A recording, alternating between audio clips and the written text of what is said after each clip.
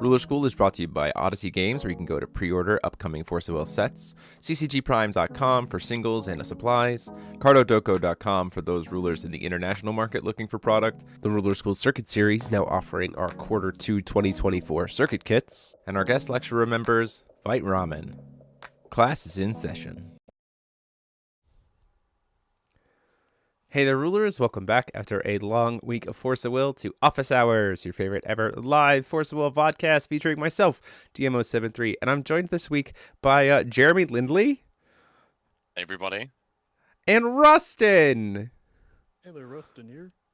It's Rustin. If there's not a Dr. Pepper somewhere in this video, I'm going to riot. Oh, one second. There we go. Hey, off to a great start. Oh, yeah, freshly cracked. That's... So just want to say thank you all so much for being here as we get started. If you haven't already, get your pre-orders for this next set, Thoth of the Trinity, through Odyssey Games down below. And also be sure to let your stores know that we are selling those Quarter 2 circuit kits. They are available until April 19th. Guys, did you know that this past week we started getting spoiled cards? I have seen some of those. That's good. That's good. We're starting with the... starter deck stuff for Lehen is where we have started this week. So I imagine this whole week we'll probably get to like finish out the Lehen starter, and then we'll see the Yokohama starter, and then we'll go into the actual main set stuff. Although we did see 2 cards from the main set in a spoiler video today, which we'll get to. But out the gate, just first thoughts before we get into individual cards. From the spoilers that you've seen of Trinity Cluster, what's the vibe from you guys? I'm definitely vibing more with Helen, just because of the, different kind of win con as a, not the typical foul player myself. Yeah. I kind of dig what she's got going on, what she's cooking. And I honestly have this feels like a good, fresh start for anyone that may have started, midway through Hero Cluster. We got star decks coming in, and these cards are looking great, and also great reprints so far, too. Mm-hmm. Yeah, I would agree. I really like what I've seen so far, and as someone who tried to make Celeste work a bunch of times, recently, I like all the new treasury, or, exploration mechanics that they're throwing in. Yeah. That starter deck, especially for me, I'm going to be excited to test it out. Yeah, this also feels like to me, in looking at the difference between how they've laid out Lehen versus how Helen's going to be, this makes me really excited for the fact that I'm going to be able to keep a Yokohama and Lehen starter deck sleeved and know that I'm not going to overwhelm someone playing a starter deck match with them. Yeah. Trying to explain to people hi, so you have this ruler, it doesn't have any text on it. You have this other ruler that can filter once per turn and also has a once per game ability. Even from that element was just oh god. Oh, also there's another version of the exact same ruler in this booster box that's slightly powered up. Yeah. This is just the basic one, and now there's a better one. It was just out the gate, the way these are designed to be standalone starters, and the way they've structured it already has me excited to be able to use these for teaching new players, which I think is going to be great. So let's jump in. Let's look at Lehen. So Lehen, Legendary Explorer, she has that same ability to force players not to be able to tuck cards back into the deck from the removed area as a cost, so no solarization for either player, no liberations for either character, at least on this front side. Thorough Explorer, while revealing cards by an exploration ability you control, you can reveal a second card once per turn. That's crazy. At the beginning of the game, you draw a card, a little IU bonus action there, and she has Exploration 0, where it works exactly like Exploration for everything else. It's a 0 cost. Every stone you have, you get to look at that many cards, reveal a card from among them. If that card is a treasure, you RFG the treasure. The rest go to the bottom of the deck. And then pay 0. You may play target card from your removed area that was removed by an exploration effect you control that you performed by then paying the cost of the card. So that's her front side. Judgments for blue and white. And then we flip her over to... No, don't do this to me, XSplit. Give me the actual cards. We flip over to Lehen, the Witch Swordsman on the back, a 9/11 with untouchable, imperishable, and barrier red-black. Twice per turn, you can play a card from your item area without paying its cost, and enter, put any number of cards with different names that were removed by an exploration effect you control into the item area. So all these things that you've been hunting and digging for, if you didn't use them while you were on her front side, suddenly become this armament of stuff for her to use when she flips. And on enter, she gets to ramp a stone into play tapped, which I'm not going to lie, as a single ruler, I kind of across the board would love to see that enter effect of ramp a stone into play tapped for every single ruler until the end of the game.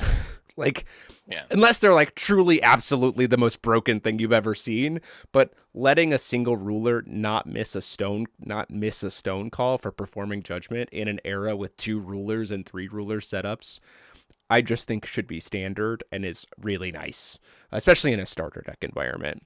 Her having untouchable means that neither of her enter effects can be stopped. So that's a thing. Yeah. And she does turn off the ability to be able to pay for cost on backside. Like, so you can start tucking cards once she's flipped. So I have a lot of thoughts, but I'm very curious to hear the thoughts from you guys. Rustin, why don't you take us off? So already I don't like her barrier. That's just personal bias. Just I'm kidding. I'm kidding. That's fair, Rustin. That's fair. I mean, so I played a little bit of Celesta like casually back in the day, and this definitely feels like a more, modernized. It feels, similar to like, whenever we had Kirik and then we had, Lilius, kind of just like an updated version of it. An ascension in a sense. Yeah, Yep. yeah. And I kind of vibe with it, but at the same time, I don't see myself playing it. That's fair. Personal bias, yeah. Yeah, we'll just have to see what kind of red-black treasure they make, and then suddenly the red-black treasure is set your opponent's life. Yeah, the red-black treasure is just Inferno, and so then Rustin's all in. Like, yeah, you know me. Jeremy, what about you? On my side, I think she's gonna be really interesting, because I feel like the way that you want to play her is you want to have her on her non-judgmented side during your main phase, just about every single turn. And you want to judgment again, because she's got imperishable, she's got untouchable. It's like you want to be ramping stones. And the fact that you can play the cards for free kind of deals with the fact that, like, when she brings out the stone, it's rested, it doesn't really matter. She's going to have 2 free cards that you can play. So, like, you're going to want to judgment once you have good cards that you can tuck away right away. So I imagine, like, because she doesn't turn off things like Liberation on her backside, you might actually want to run that, just so you can kill her on your own turn.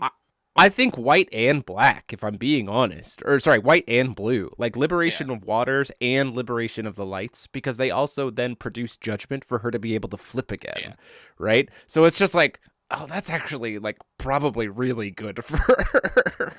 Yeah. I think that's where, like, where we're going to see, like, a lot of the skilled play from this deck is, like, how you loop that and how efficiently you're doing it. And we've seen a lot of really good items so far that this enables. So, like, I think there's lots of quality plays that could be made here.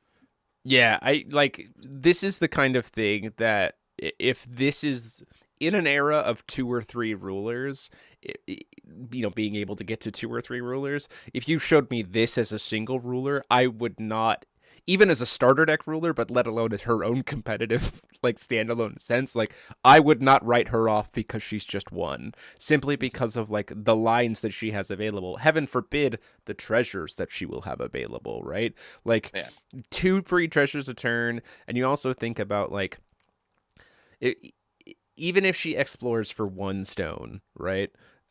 If she hits a Kiki off of that, then she gets to cast that Kiki for free, draw 2, and stack a treasure on the top of her deck, which she can then explore during your opponent's turn, right? She, like, has this natural, like, because she can explore during both players' turns, she has this natural ability to set up her item area for when she flips in a way that Celesta never could, and in general just makes the exploration mechanic solid. Like, imagine, because here's the other thing too that we have to, like, We have a lot to see and wait and see, but we've already seen a lot of it. If blue-white's mechanic, like this color combination of the exploration deck, is untouchable, like if that's the whole premise of blue-white in this set, if all of her items have untouchable, then she's just like, cool, I have free uncancelable cards.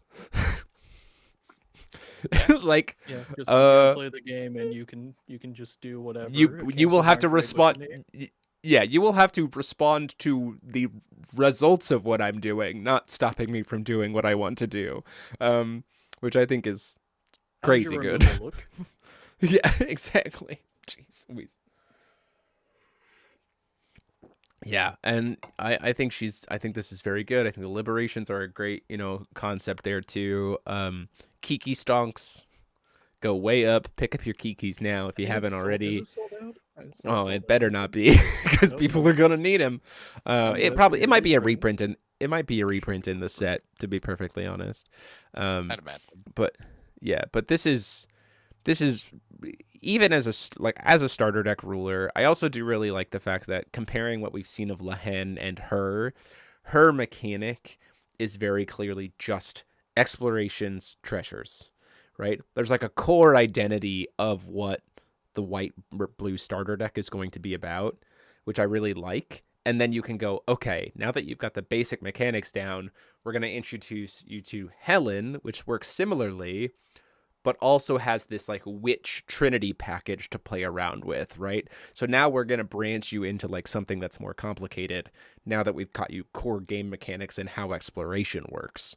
And so like from a starter deck design, I also think that's really solid, and just a really solid return to form of a J ruler that has a different art on the front and the back that is distinctly unique from front to back. Yeah.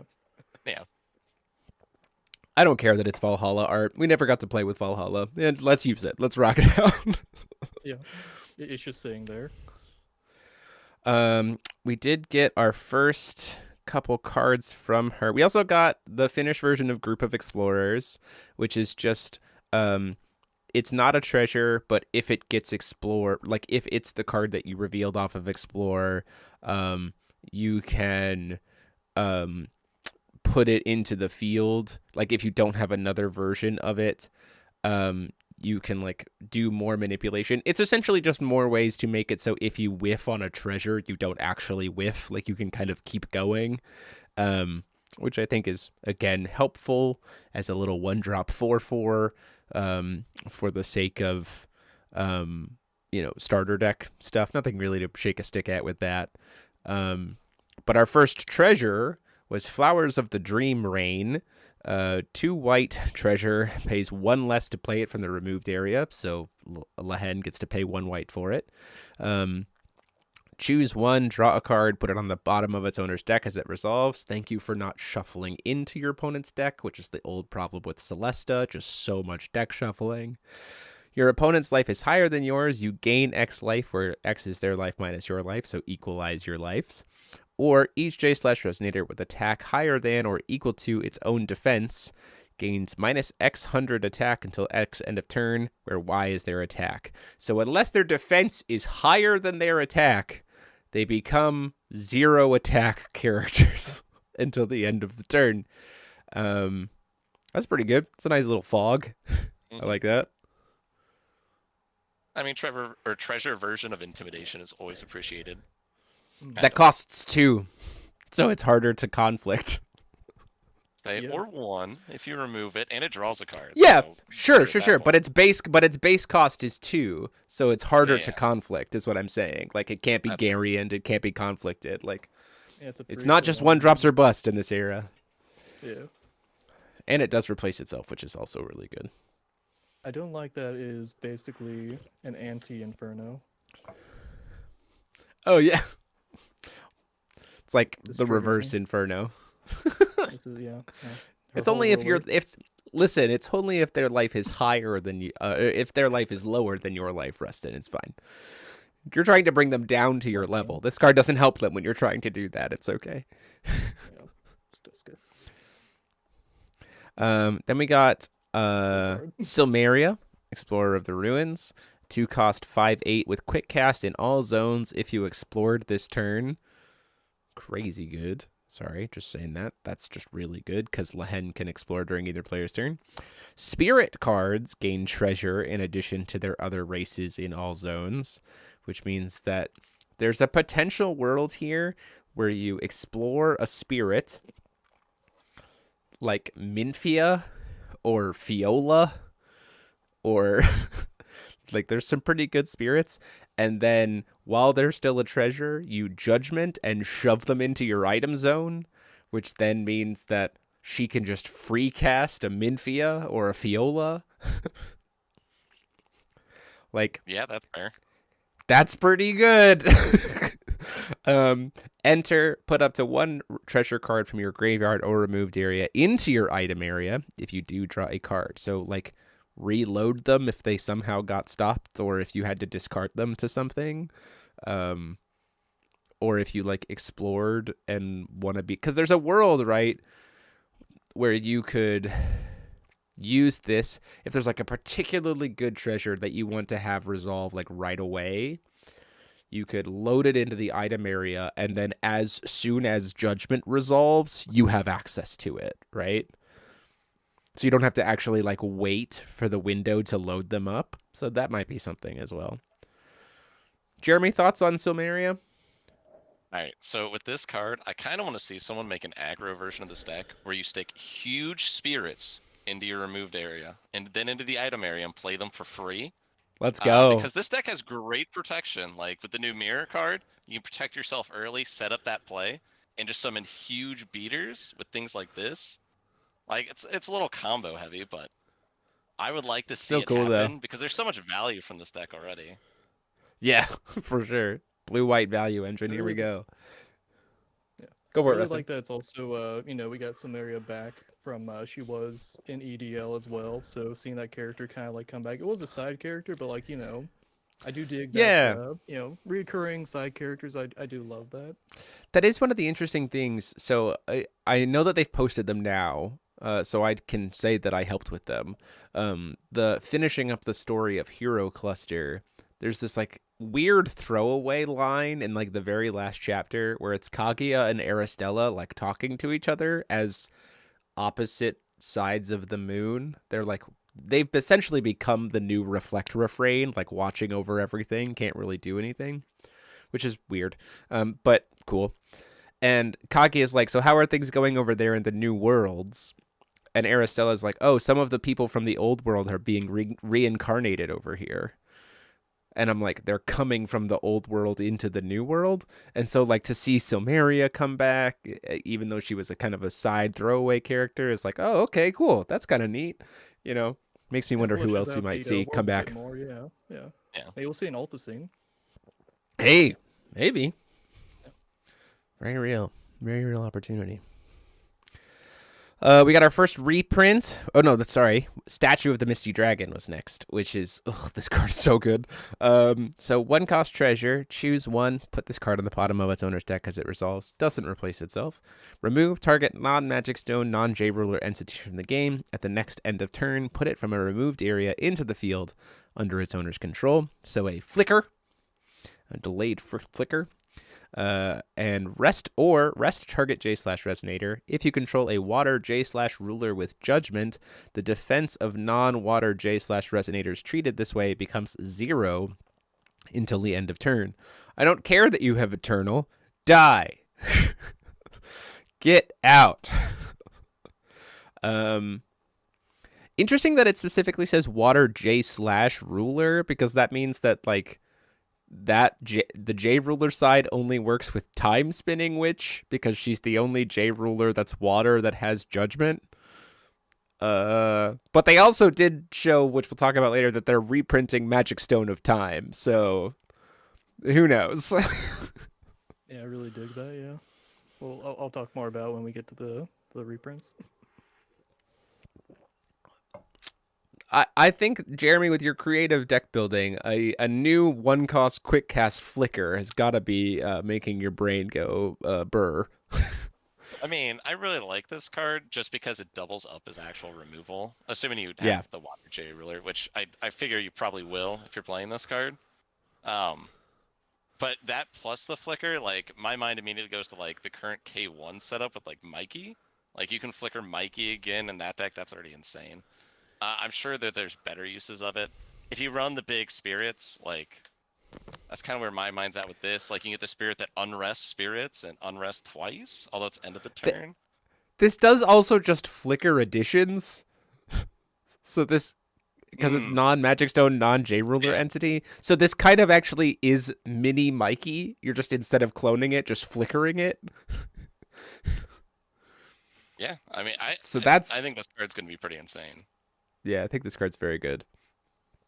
This card's very good. I question its playability necessarily in C. It has to be like, I think, a very different take on Seer of the Blue Moon with K1, because she wants to be killing stuff. So like setting things defense to 0 doesn't necessarily help her as much as it gets something off the board. It doesn't actually like proc trials, right? I could definitely see this being a really good card for Grim Alice, because that deck has like no spot removal options in it currently. It's all board wipes, right? And so being able to make use of Alice to suddenly have this 1-drop removal spell that also could be a flicker for, you know, saving something like a Tinkerbell or a Neverend or, you know, something like that, could also see this being good. Jimbo makes a good point. We should flicker Electro. Stop. Sorry, what you do, you let the first Electra enter effect resolve. Then you flicker her, and then at the end of the turn, you let her swing. Sorry, you let the first Electro effect resolve. You swing, then you flicker her, and at the end of the turn, the enter effect again is what kills them. So 48 damage off of the Electra. There you go. That's the play. Oh, I cloned an Electra earlier today to win a game. It felt good. Yeah, this card's really great. I friggin' like this card a lot. And the fact that it's in a starter, right, is just also just like really nice. Like, let's get starter decks to have cards that don't suck. Speaking of cards that don't suck in a starter deck, Lunya Master Guide is one of our reprints from Rebirth of Legends. Great choice to put in the starter deck. Just on enter, search your deck for a treasure card, reveal it. If you do, shuffle the rest of your deck, put this card on top. At the end of the turn, you performed an exploration effect, you draw a card. Easy peasy. Like, there you go. Set up whatever treasure you want for the beginning of the game. Explore it off of Lehen for your 0 cost. Draw an extra card. Keep your hand value alive. Great. Yeah, pretty good. I hope they give starter exclusives as a 4-of. I imagine they would. I imagine the starter deck exclusives will be 4-ofs. So, next up we have Mr. Creepy Spirit of the Mirage Ruins. Oh, this isn't the creepy one, the eyeball one, although this is kind of weird looking. 1 blue elemental spirit, quick cast, untouchable. As we said, feels like a lot of blue this set is going to have untouchable, which I am totally fine with. Card enters the field rested. This card gains barrier as long as it is rested. If a non-spirit, non-magic stone, non-J ruler card would be put into the field without paying its cost, its non-reduced printed cost or non-reduced cost modified by its base ability, its controller expels it instead. This is like quick cast, cheaper, half Muse staring at. Because Muse also hits like casting of cards.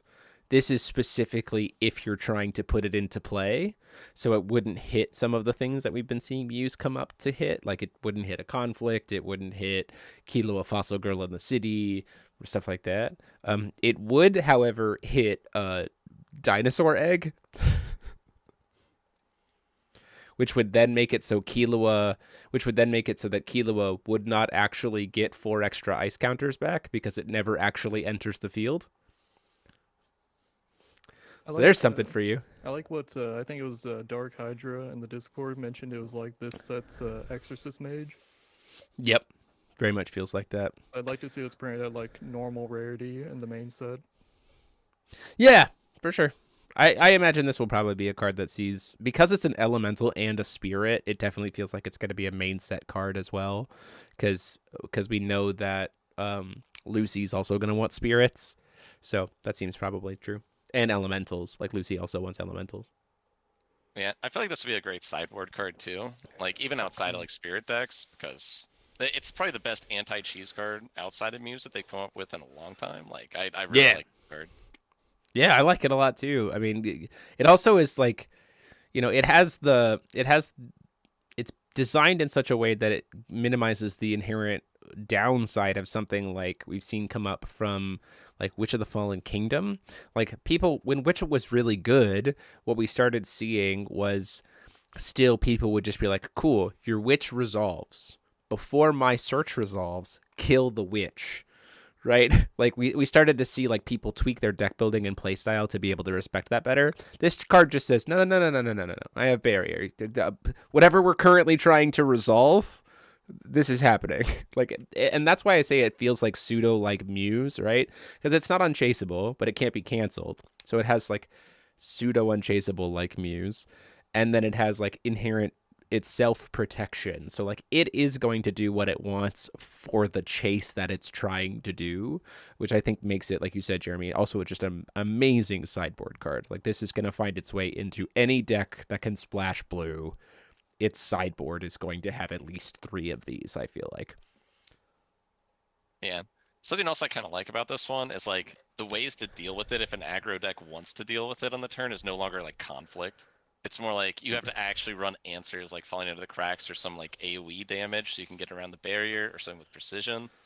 Like and most of the time you're not gonna be able to do that in the sequence that this is coming in on, right? Like it's going to have served its purpose to disrupt you, and then you got to kind of pivot. Yeah, for sure. I really like it because of that. Yeah. And it does hit both sides. That's keep that in mind. That it's hitting both players, which I think is the correct way to do floodgates. Making it so it hits both sides, which I think Force of Will is doing a better job of like recognizing that floodgates have to go both ways. So it's good.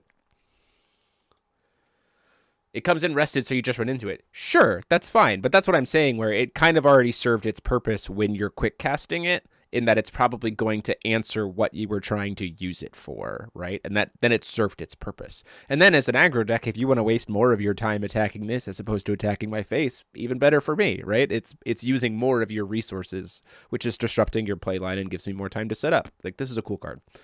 I like it a lot. Yeah, treating it more as a counter spell rather than something that stays on the field. I mean, if it stays on the field, that's awesome. But yeah, you're really just using it as a counterplay. You know? Yep. It also is like the first floodgate that I could legitimately see us just being like, cool, end of turn, flash in this, go to my turn. Yeah. We're playing fair Force of Will for the rest of the game, baby. Like, something like that. Let's see. Next up we have is nope, that's the same card. Come on. We have Stallion of the Allfather coming from another treasure. Same kind of thing. Pays 1 less if you're playing it from a removed area. Goes to the bottom of the deck. Doesn't replace itself. Recover up to 1 target light or water J/ruler you control. Sure, a resuscitating will. That's what we needed.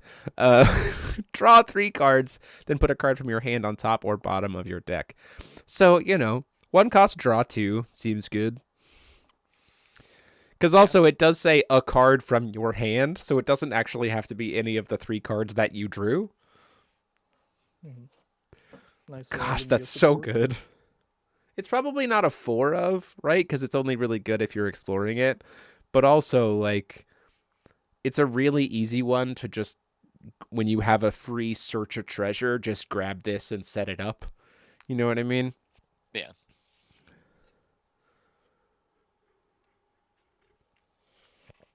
Yeah. Plus Big Horse. Warhorse is back. This is Warhorse coming off the ban list. Warhorse was like, listen. While I've been gone, I developed the ability to have extra legs and draw a bajillion cards. Next up, we have the Armor of the King of Kings. 1 cost, choose 1, put it on the bottom. Non-J ruler entities you control gain eternal until end of turn, or put a rogue J/J ruler you control on the into its ruler area as a ruler. Now, if I remember correctly, Lehen on her, I'm going to look it up real quick. She is a witch rogue explorer. So this also lets you just free flip back Lehen if you want to, which is also, again, didn't find those liberations or you just happen to have it and you want to reset her, cool, use armor, which I think is probably the way this card will most likely be used. Yeah, it's just a star deck option, right? Because, I mean, upgrades would be the liberation. Yeah. But they know what they're thinking about the fact that, like, we give her imperishable, we want you to use her a lot of times, here's the tool to be able to use her a lot of times. Yeah. Yeah, I do really like that they're giving a lot of these cards double effects. Like, even if you're not needing to facilitate your own strategy, like, they have some disruption to them too. So, like, it feels a lot better putting them in the deck. Yeah, for sure. I really like the design of all these treasures. It feels a lot less pigeonholed than the previous treasures were, which caused some guff. Next up, we have Eye Collecting Spirit. Elemental Spirit 0/3. As this card enters the field, you can choose a Resonator in the field. If you do, attack and defense of this card becomes the attack and defense of the chosen card until the end of the game. Pay 1 white, put it from your field into your item area. If you do, you gain X 100 life, where X is the defense of this card multiplied by 2. Gross! And 1 black, this card gains Precision and Bane until end of turn. I like it. I like it. It's gross and creepy, but I like it. It's some sick artwork too, yeah. Instant speed, activate ability, life gain. Sign me the hell up. Crazy. I feel like this card might be my bane going forward, but yeah. Maybe. The fact that it's ×2 is like so gross. Like, imagine this has quick cast. Hear me out. Imagine this card has quick cast. Your opponent's like, Electra, because we used an exploration effect and somehow Somaria is alive. This is the magical Christmas land we're talking about, right? Your opponent's like, oh, I've got the answer here. Pay 4, cast Electra. You're like, cool. In response to our answer effect, flash in Eye Collecting Spirits, copy your Electra, immediately send it to the item zone, gain 32. Make your Electra not mean anything this turn. Just like, sure. Okay. And if you Judgment, you can play it again next turn. And if you Judgment, you can play it again next turn. Spirit Village. Does Spirit Village give all spirits quick cast? Maybe. I know it let you rest a ruler to produce will for spirits. Yep, spirits you own in all zones gain quick cast. That's gross. Yep. Hey, it's also light. Watch it be in the set. Yeah, maybe. Well, yeah. It's always cool to see. Yeah, this card's... I can think of very silly things that it doesn't copy the enter effect. It just copies the stats, which thank God. But this is a pretty neat tool, especially if you can give it quick cast. Right, it essentially becomes like spot removal, right? Because you can just like trade it into whatever they're swinging with, and then just copy it, so it then just trades in, which is neat. Yeah.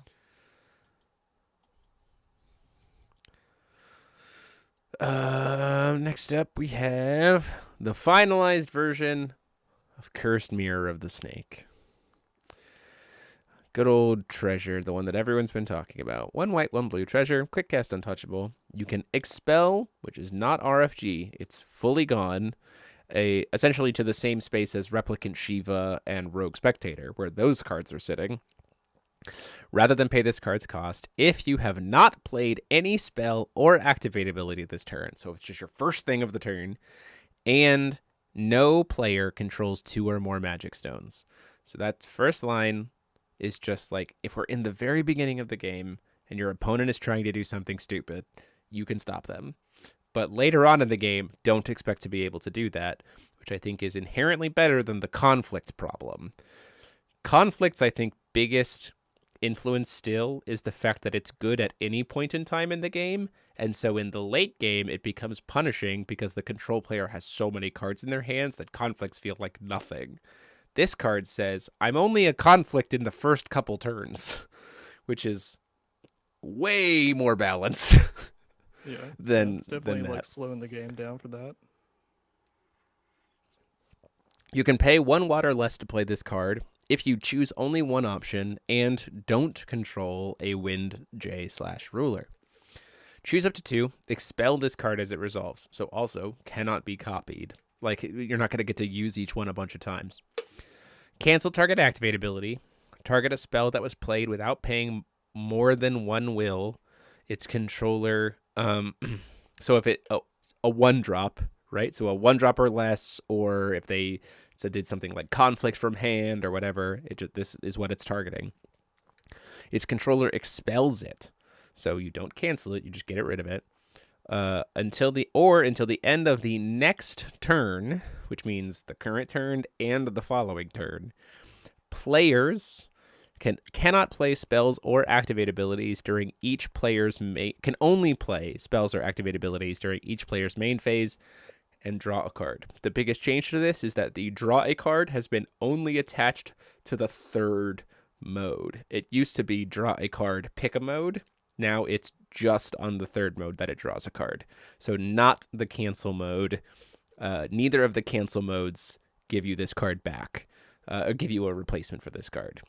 Jeremy, as someone who I have been getting conflicted by for the past 3 weeks, give me your opinion on Cursed Mirror of the Snake. Okay, so I like what this card's trying to do. 'Cause it's trying to be another conflict. My problem with this card is if you use the free part of it, you can activate 2, or you get to pick 2, right? So you're always going to pick the cancel for 1, and then you're going to choose the other one so you can only play it during the main phase and still draw a card.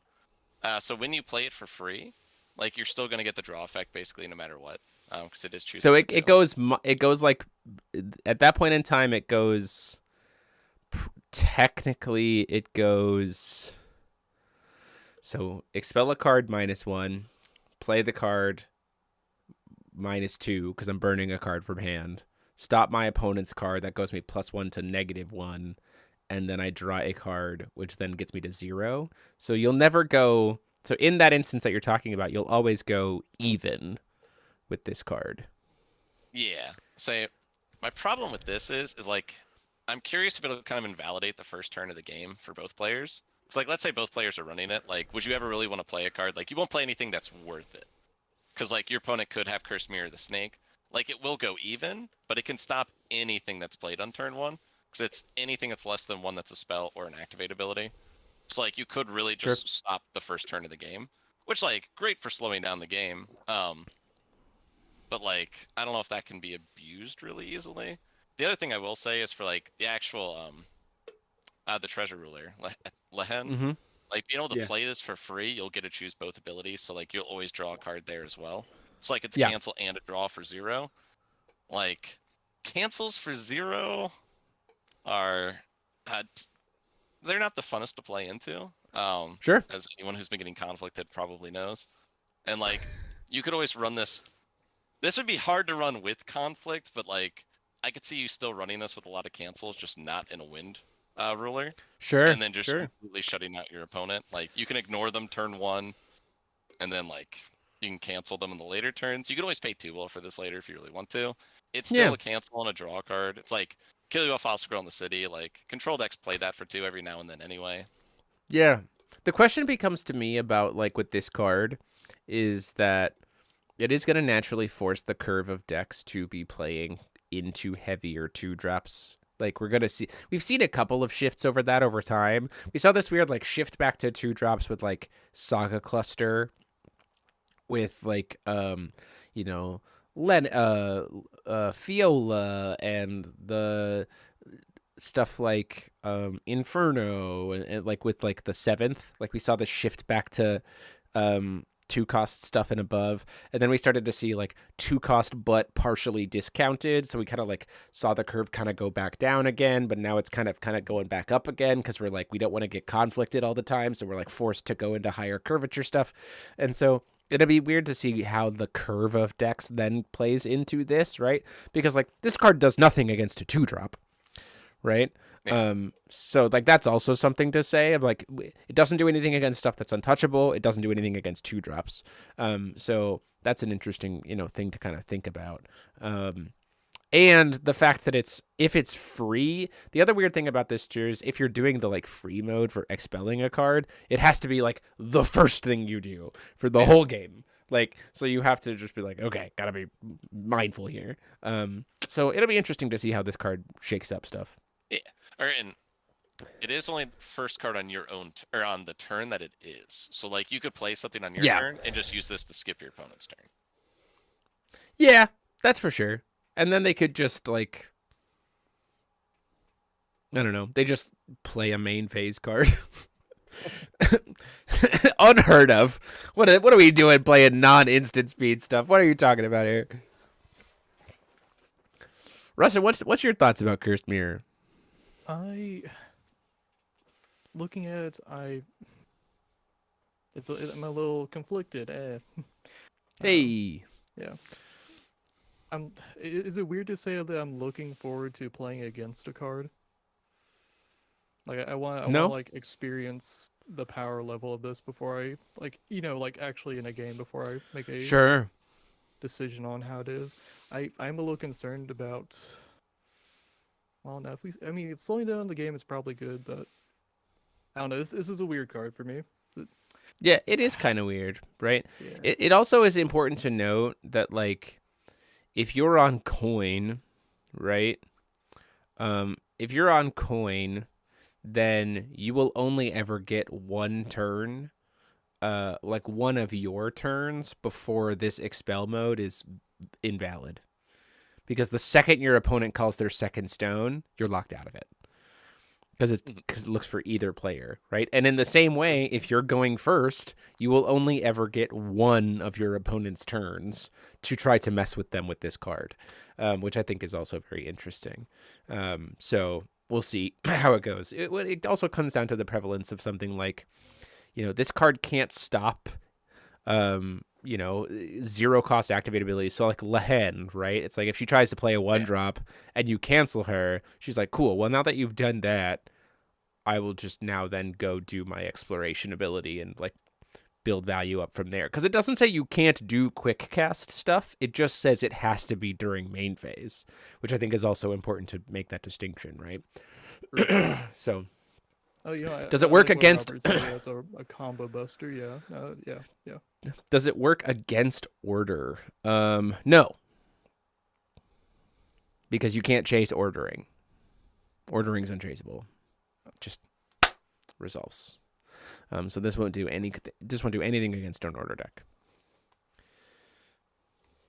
Yeah, it's an interesting card. It's an interesting card. We'll have to see how it influences. Again, if it shifts the curve of decks to like have to be playing 2-drops and up more just to like be able to not worry about this card as much, I'm okay with that being. It's the next kind of like by its existence, even if you don't ever get paired up into it, it's going to force change to how you build decks. For sure. If this gets rid of like all silly FTK strats, I will be extremely happy. Yeah, just like they're gone. Like you just can't. Like just stop. Not even happening. Like we're done. Great. Watch this get printed and like 20 things come off the combo ban list because we're just like, Curse is just gonna answer it. Whatever. Like these things can't exist because they'll get paired up against a Curse, have no answer to it, and then fold immediately. So like we're done.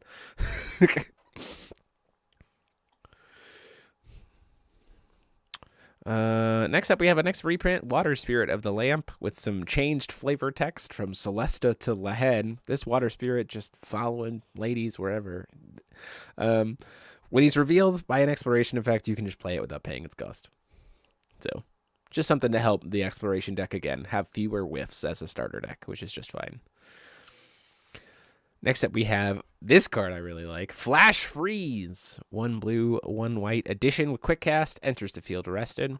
Enter, rest all J/resonators your opponent controls. Each non-water J/resonator rested this way gains minus 800 defense until end of turn. So again, I don't care that you have Eternal. Die.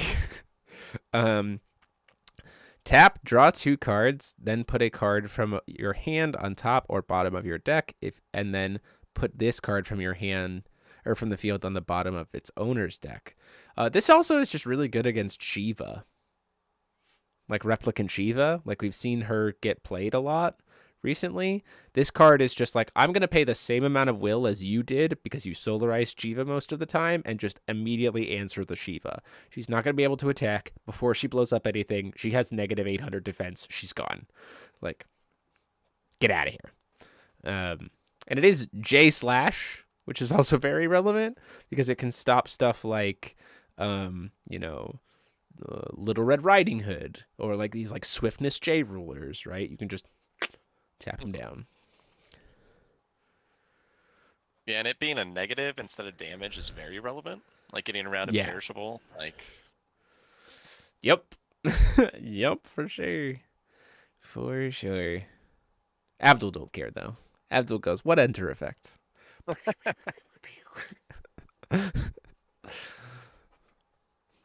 Rustin, any thoughts about Flash Freeze? I'm not blown away by it. The fact that it's a 2-drop. Well, granted, like obviously 2-drops are gonna be more playable potentially going forward, but I'm not like. I dig it, but I don't think it's gonna be like a huge issue for too many decks. We also have Matt- so many like Kilua, False Girl in the City, like. Yeah. Yeah. Yeah, Matt, good catch. It's not every turn that you get to draw 2 and put 1 back. It's just once because it's part of resolution of this card to put it back on bottom of its deck.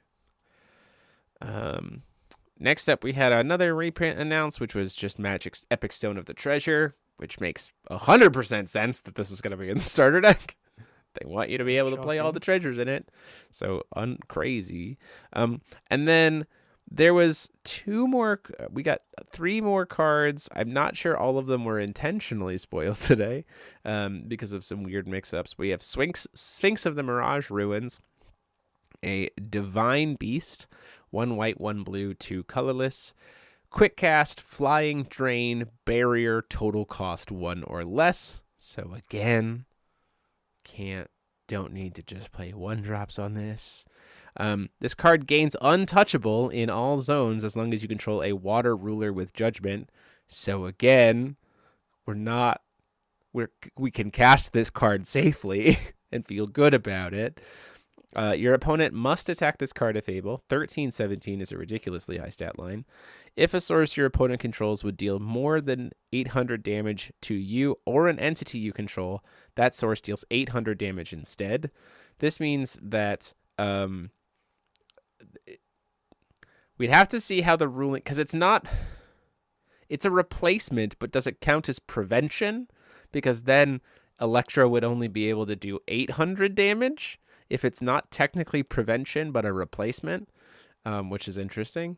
But also, if she only ever takes 800 damage, that means that she has to be attacked 3 times to be able to get killed, which is crazy considering she has a 1300 defense. And then at the beginning of your main phase, your opponent chooses chant or non-chant. Reveal the top card of your deck. If they match it, then if it doesn't match, J/Resonators you control gain +4/+4 until the end of the game.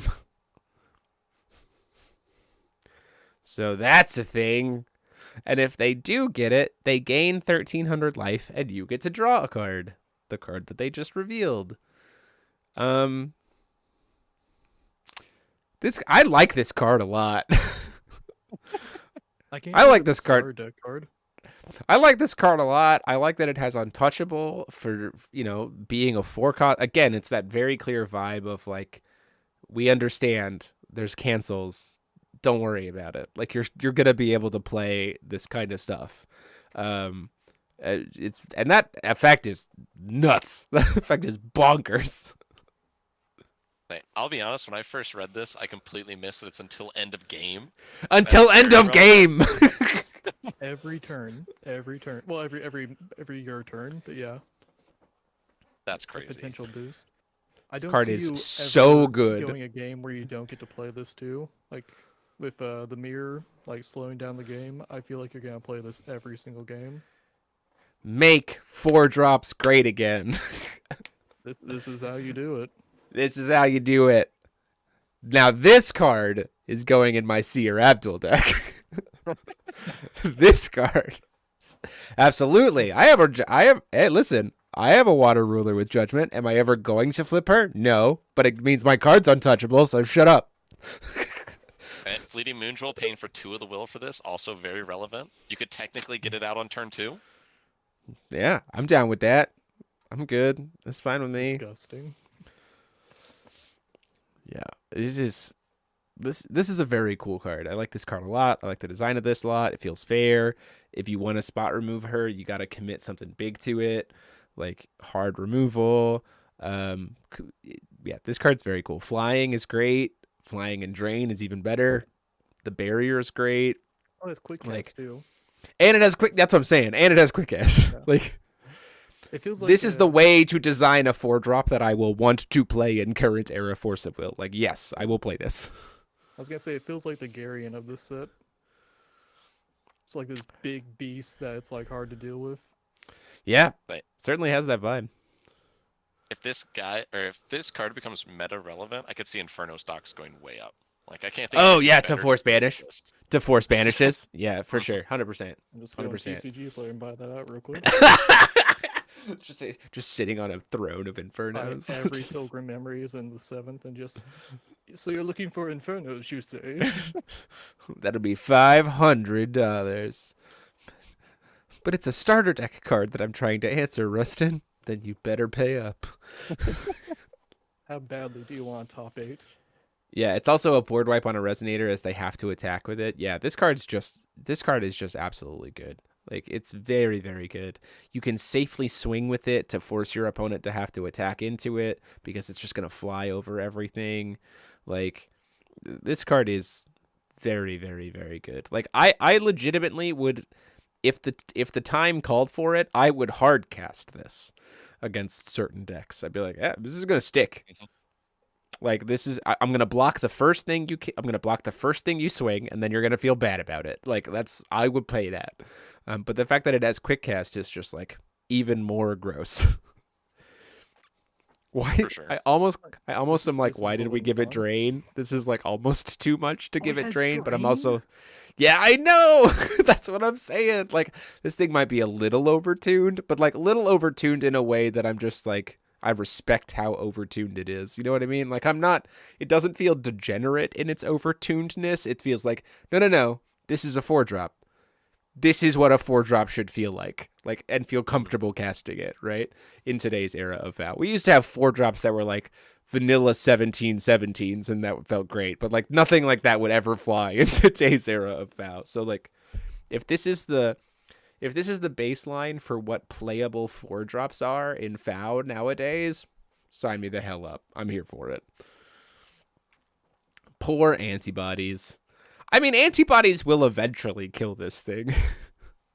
They do actually get to just slam into it over and over again. She doesn't Yeah, but, have like, Eternal. Your opponent's gonna be gaining 1,300 every time you swing in. Or more if they guess the type of card wrong, because then she'll gain Yeah. +4/+4, and then she'll be a 17/21. You know, it's fine. Don't worry about it. So is this going in the power cube? Yeah, for sure. This is going in the cube. Immediately. Listen, it better come full art. I Spy. It better be able to come full art so I can put it in the cube. Why are you even questioning that? It's probably gonna be a secret rare. I wouldn't say no. And then we have Guardian Golem of the Ruins, 7-cost Golem Spirit with Untouchable. They really just wanted to say, look, we get it. You're playing a blue-white starter deck. It's going to be okay. You're going to be able to play your cards. And I'm here for it. Sign me up, especially considering the other starter deck is the Ancient Magic Remnant green-red deck. Like, let the blue-white deck have some gameplay against that, please. You pay 1 void less to play this card for each treasure with different name in your removed area that was removed by an exploration. Enter, destroy all non-golem, non-magic stone, non-J-ruler entities. That does hit both sides. Keep that in mind. When this card is put into the graveyard from the field, you can put it from a graveyard on the bottom of its owner's deck, and it's just a 20/22. Just a big old thick dude. And a board wipe on a body with Untouchable. Say, untouchable board wipe being very relevant. It seems pretty crazy. It does hit both sides, which also hits additions and regalia, which is also very crazily relevant. So like, but with the amount that Lehen is going to be exploring, the fact that she can reveal 2 every single time once you get to 2 stones, this guy gonna be very castable very quickly, and I'm also here for it.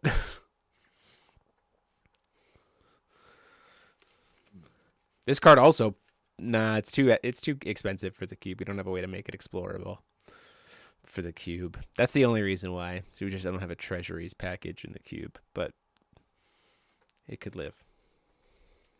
I wonder what the best way to actually deal with this guy is. Like, is there any I mean, way he to does. really prevent, He like, doesn't. when you get Spirit Quick Cast? He does. I mean, he doesn't have. You can always, it's or his abilities. So you can't even lorite his enter effect. Yeah, guys saying they can just do a blanket Abdul situation, which there was a Resonator recently that does that. I'm blanking on it. Girls staring at. Oh, a girl staring at. Girl staring at. You can muse it. Something like Right. Muse staring at. Or even the spirits that we talked about. Right? Yes, you can. You can use Untouchable. Because they can be moved while they're in the chase area. Muse is not actually. Muse is not removing them, though. Muse is saying as they resolve, remove them from the game. Muse actually does hit Untouchable. So Untouchable prevents things like Memory of Worlds, Persephone, Viola, things like that. That's actively moving something as part of resolution. It also would stop Mirror, obviously.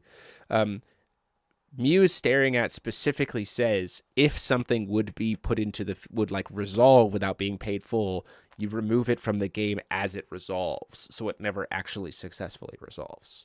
So it's like a replacement effect. So Muse actually does stop things. I mean, correct me if I'm wrong in the chat, Alejandro, you're here, but my understanding of Untouchable is that Muse would still mess with it. Okay. That's pretty cool. Or the new 1-drop blue spirit that we just talked about, right? Because you're not paying full cost for this guy, right? The barrier spirit, the quick cast guy, that also could mess with this. So again, which is a really good space of we printed a threat and a playable answer to said threat in the same set. That's a good way to design.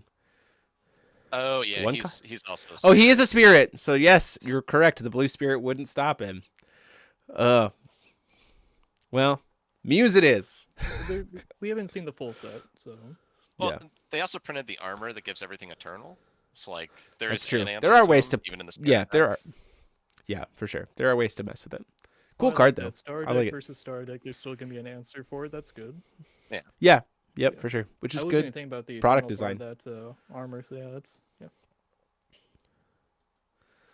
I'm in. And then we got 2 cards that were spoiled that are very clearly not intentionally spoiled today. I think there was just a mix-up on what got posted on the English side. A reprint of Magic Stone of Dueling, which is very clearly a Yokohama card because it's red. And then we also got Magic Stone of the Remnants, which is probably a new potential wave of stones. As you control, if you already control 2 or more Magic Stones that share a name with this card enters the field rested, and it counts as the Wind Magic Stone type, which means it procs Wind Magic Stone Resonance. And then it taps to produce green, or pays 100 life to tap to produce red-white. I honestly would love to see a whole suite of this style of stone. I think this would be very, very nice. These pseudo try, but you can't just play 4 of them, or it comes into play tapped, but you also still have to pseudo pay for it a little bit, not like a full Moonshade. I would love to have a full suite of this kind of stone. Counts as a certain type of magic stone, counts as a water magic stone, or counts as a darkness magic stone. It is very cool, and the artwork on it is sick. Yeah, that too. Yeah. So just to clarify, you can have 2 and not have the negative effect. If you only ever play 2 copies of this stone in your stone deck, you'll never have to worry about them coming into play rested. Right. Because it specifically checks if this is the 3rd one or more, it comes into play tapped. Jeremy, I love this card, and I love the potential tri-stones that we're gonna get later. Yeah, we gotta love figure this out a so new much. nickname. We gotta figure out a new nickname for. If we see another type of stone that has the same style, we gotta come up with another nickname for this type of stone, for the suite of stones. So we'll figure that out. Jeremy, what do you think about this stone? I like these stones. I think it'd be really interesting if they put these stones in the game and then ban Moonshade. And Oh then yeah, that would shake the meta up a ton. Don't get me wrong. Yes, it would. Yeah. At least this way we have like a way to do multi-will without Moonshade. yeah. Jeremy, wouldn't don't mind that. like it, but I respect that idea. I don't like the idea of getting rid of Moonshade. We just had a reprint of Moonshade. Yeah, I don't think we necessarily need to hit Moonshade, but I am in the world where like it would be interesting to see how that would shake up. Oh, the fact that it's a wind magic stone, and we have oh well, I mean, we haven't talked about that spoiler yet. Yeah, never mind. Yeah, nope, not yet. I was gonna say resonance, but yeah. Yeah, we'll talk about that in a second.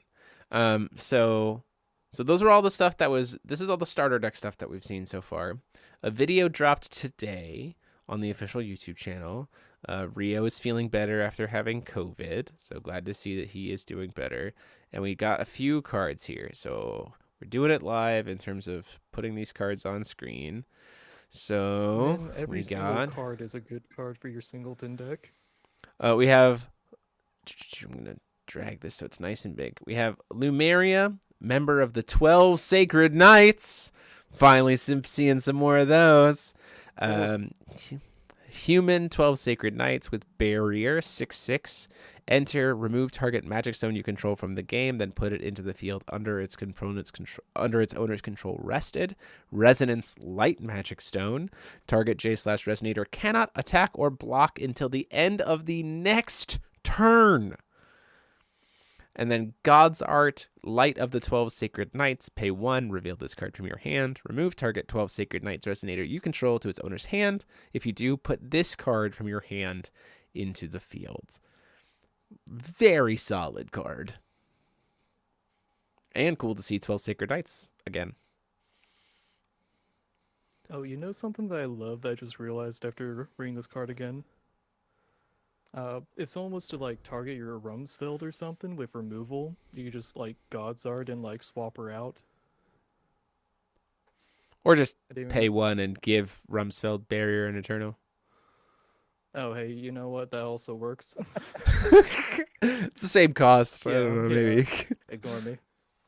Now, if we do get enough 12 Sacred Knights with God's Arts, it would it would help justify running like the dragon. So you can use its activate ability to go search for 12 Sacred Knights, because that's what it does, right? You search for like any 12 Sacred Knight added to your hand. Is that actually what that Oh does? yeah, for sure. Yep, I remember the one from the starter deck that lets you Yeah. pay one white, discard it, search for a 12 Sacred Knight. Yeah, because you could just put like one of every single 12 Sacred Knight in the deck and just search for the God's Art you need, and then God's Art. Yeah, no, I do. This card shuts down a J Ruler potentially forever. I mean, if you keep hitting light magic stones, yeah, that's very true. That J Ruler can then just tap for stone, though. It's not like back in the day when they had a single J Ruler and be like, cool, you have a single J Ruler, you have no ruler. After draw, or after recovery before main phase, tap down your J Ruler. God, that was the worst.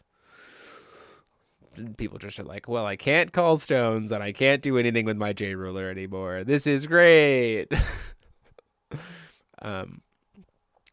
We also saw another treasury here that is Emblem of the 12 Sacred Knights. It's another relic, 2 cost, with no discount to expel this card as it resolves. J/rulers lose all activate or automatic abilities until end of turn. And then, or choose a race, resonators of the chosen race gain +2/+2 until the end of the game. Like, like 12 sacred knights. you could just make them all big. It's crazy. I was thinking Sphinx. Oh yeah, also Sphinx. You just call it Sphinx. Could I call this use Lackey? Could I call this stone then chase and use Dark Alice to sack one if I hit the third? No, you cannot, because calling a stone does not use the chase. So does not use that. Yeah, Olympians, call Olympians. I mean, any tribal deck. Like, this is just a good card for any tribal deck, right? I'm trying to think of what J/ruler you would want to do this with. Like, that's, like, good to, like, mess with their activate abilities. You could do this on Killua in response when playing, like, Tear in the Ice. They draw no extra cards. Well, they see the thing is they remove ice counters as resolution, though. That's the problem. Yeah, but you can wait until after they've chosen. You resolve it, and then on the stack is for them to actually draw the cards. But they've it's triggered. On the stack. You're right. It's on the stack. That's what I'm saying. Like, it's just like, oh man, that sucks.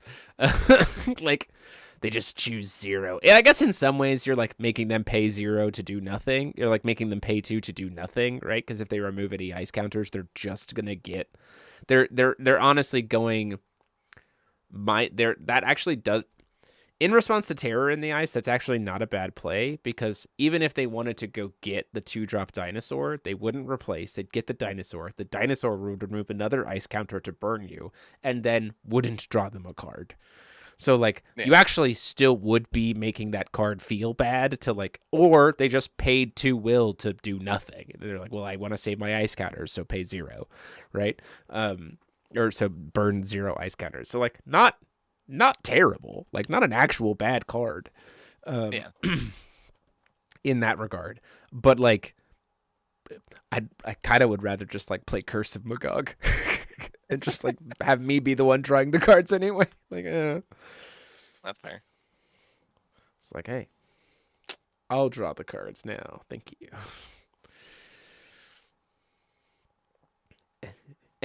And oh, that's a combo that I'm talking about. Emblem, and then cast Last Days of a Powerless Dragonoid to remove all of their ice counters and just be like, we're done. No draw for you. Just be mean. Does this hurt Dark Tree? No, it does not, because Dark Tree's abilities are all replacements, not activates or automatics. We're just gonna bully Killua like Brad bullies Killua. We also got word of 3 reprints. We have Rumsfeld with the updated text, which is very nice. Witch of the Fallen Kingdom is getting a reprint. That's also nice to see for players. And Magic Stone of Time, which is weird. We gotta have some time shenanigans. Reset the timeline, maybe? Time will. I do like the fact that this means we're probably gonna get some like new support that can be used with Time Spinning Witch, which will be neat. Kind of like breathe some life into that deck, maybe. Isn't Ordering an active ability? No, Ordering is not an activate ability. It's a modification on casting a card. It's not an activate ability. It's an ability, but it's not an activate ability. Good question, though, Chiefs. Great question. This podcast has gone long. There's also main set cards, right? Yeah, those ones are main set for sure. Yeah.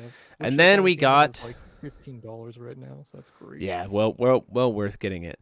And then we finally got 3 years worth of World's WGP first, second, and third place winners.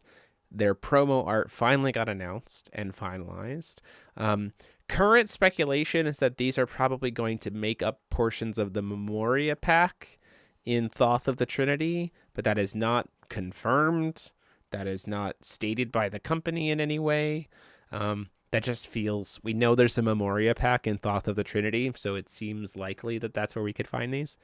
But we have 2018, we have Tama, Familiar of Holy Wind, Fairer Spell, and Vivian, the Mechanical Fairy, which was a huge card of the worlds of that time. And then we have good old Garyon Miles. Garyon Miles. We have Fossil Girl in the City from Alejandro. And then we have DBV Kaguya for third place there from 2019. That was right before COVID. And then the ones from COVID from this era are Perfect Loki from Hokalok. Alejandro chose Lorite, and those cards circling around Lorite are the Six Sages, which is very cool. It's the Force of Will Six Sages cards. And then number 13, Anti-Magic for the champion there, Lo King. So really cool. And the ones from 2023 also have a signed variant that has like a gold signature on them, which I think is also a very cool touch. So still waiting to see exactly how we're going to get these, if they are in the Memoria pack. Even if it's like you get like 3 or 4 per Memoria pack and you have to like, see which ones you get, would be fine with me. But gosh dang it, is that motivating as we go into the GP season to be like, hey, if you win Worlds, you get made into a card, so maybe try to start competing. Yeah, cool stuff. Those are all really cool. Yeah, be immortalized in the game. Yeah. That'll never be me. Well, unofficially, there's one of me, but not officially. Yeah, I got a printer right behind me. We can make this happen. Hey! Just start a petition for make DMO73 a last audience promo and make it official. just like an unplayable garbage card, but it's me. What would you pick, Jeremy? If you were, like, topped? It'd probably be from the deck I topped with. Otherwise, Reflect and Refrain, the new one.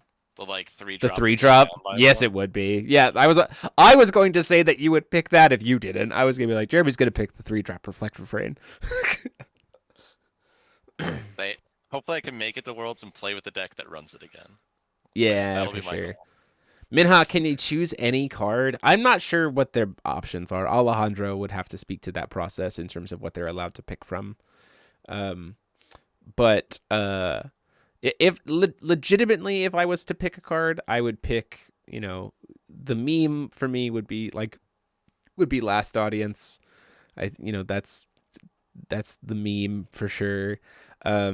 I honestly, with what I've been playing with now, I would love to get made into like if I had to pick a card now, I'd honestly pick Trials from Kaguya. Like, I think that would be sick to like maybe have it be like sitting down for tea, like with Kaguya in like a tea ceremony or something. Yeah, like holding the scroll or something. Like that would be cool. Like that would be a cool artwork to be made into, because I really have been loving playing Seer Abdul. It's probably my favorite deck of like the past 3 formats. It's just been an absolute blast to play, so that'd probably be me. But I don't compete, so rats to me. Now, Rustin, do we even have to guess which card you choose? I mean, like, it could be anything, really. I mean, I'm pretty sure it'd be Inferno. I think that's pretty obvious. Inferno. It's actually revealing the salvation of. Stop! Revealing the power of salvation. Get out! Get out! Leave!